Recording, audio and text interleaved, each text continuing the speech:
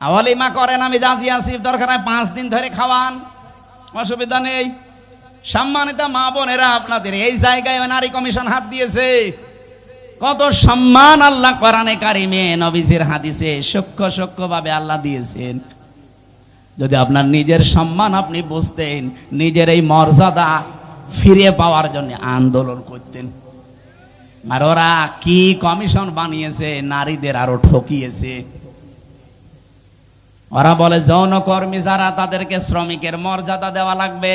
ওরা শ্রমিক হয় কি করে? তাহলে কালকে তো ঢাকায় তো এসে পুলিশকে বলবে যে ভাই স্যার আমরাও শ্রমিক, আমাদেরও কম কষ্ট নেই ডাকাতি করতে। কি ডাকাতি করা কষ্ট না? তারাও তো তাদের কাজের স্বীকৃতি চাইবে ইউনূস সাহেবের কাছে, যে আমাদেরকেও স্বীকৃতি দেন, আমরাও শ্রমিক, আমাদেরও ঘাম ঝরে।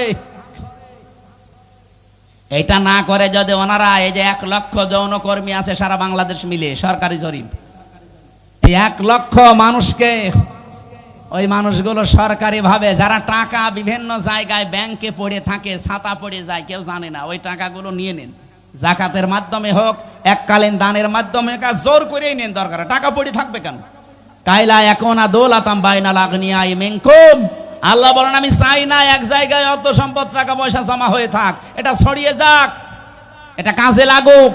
সুতরাং এই টাকাগুলো আমার মনে হয় রাষ্ট্রীয়ভাবে সব আদায় করে 1 লক্ষ মেয়েদের পুনর্বাসন করা দরকার। কে কথা বলেন না কেন?